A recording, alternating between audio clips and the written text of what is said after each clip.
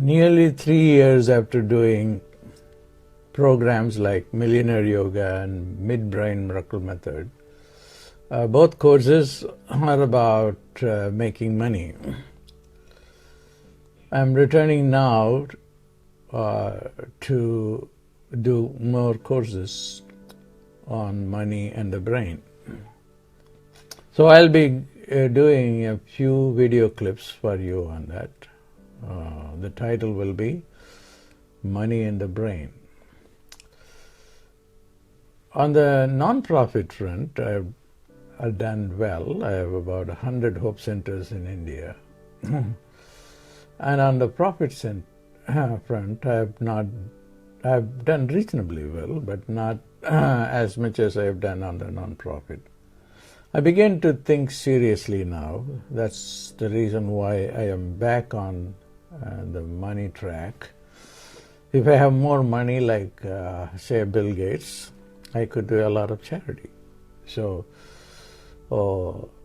this thinking got me to do these videos for you, so that together we can grow, understanding about the brain and the money.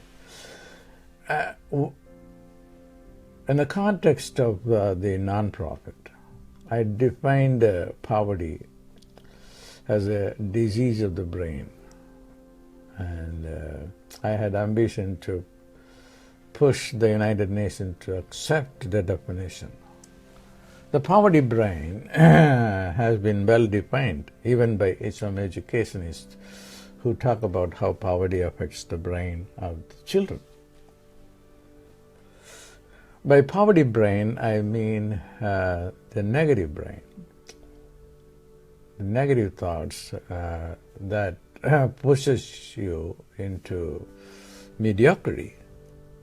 And that is mainly the neocortex, or the rational brain, particularly the frontal lobe and the left brain. They are specialists in asking where, when, what, why, how.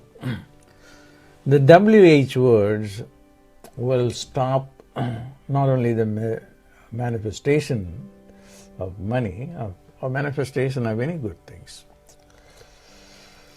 In order to be successful, the brain should not be centered in the neocortex, particularly in the frontal lobe and in the left brain. They are needed subsequently, not primarily. Primarily, you need the old brain or the reptilian brain. My training in neuroscience is in a limited way from my graduate training at the University of Pittsburgh, where I was working with the brain of the mystics. And they knew, the Hindu yogis and siddhas, they knew more about the brain than our modern neuroscientists, and I had the great fortune to compare the brain as understood by the yogis versus the neuroscientists in a conference presided by this famous Nobel laureate, Wigner, who is a great friend of Einstein. I was still a graduate PhD student, but the topic attracted him, so I was on the board of the presenters. So the yogic brain is, when understood properly, is the brain that can help you to manifest. What is the yogic brain? It is the midbrain. The midbrain is the yogic brain. So I have done a course on the miracle of the midbrain, or midbrain miracles, or MidBrain Miracle Method is the title. Now I'm going to add insights into the brain waves associated with an unlimited brain versus the limited brain.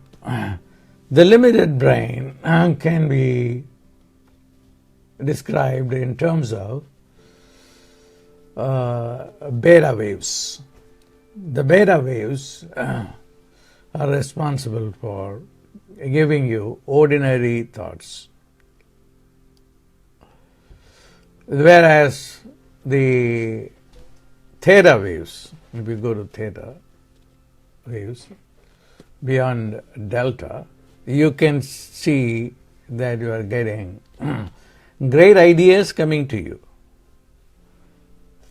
If you go to Einstein, and Einstein would say that all that I discovered is not through the rational brain, but through the intuitive brain. So the intuitive brain is the midbrain in terms of brain anatomy, and in terms of brain waves, it is the theta waves. How can you create theta waves or activate the midbrain? I want you to revisit many of the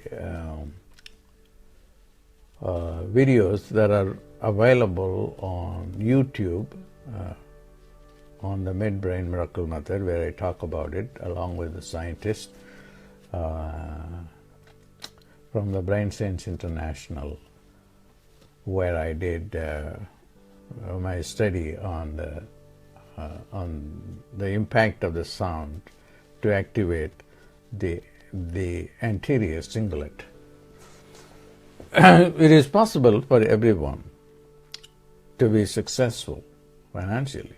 All that you need to do is just to know the anatomy of the brain and how it works, and also the brain waves. This I'm going to do in a series of videos. So for now, I want you to go and get the background from the Millionaire Yoga and the MidBrain Miracle Method, where I talk somewhat about the brain anatomy and also the brain waves. So I'm very happy to have come up with the definition that you are poor because the brain doesn't work. You don't need a PhD or an MD to be successful. What do you need? You need a brain that uses the brain centers. Are there brain centers in the brain that are associated with money? Yes, of course. So I'm going to document my statement that money is related to brain areas, and I will not only focus on the neuroscience, Western neuroscience, but also the neuroscience known by the yogis and siddhas, because for them to manifest is only a matter of centering your thoughts in a certain part of the brain, and then they call the brain in different names. So we will all look at that, and both in terms of neuroscience and the yogic science. I'm very happy that I'm getting back into this topic. God bless.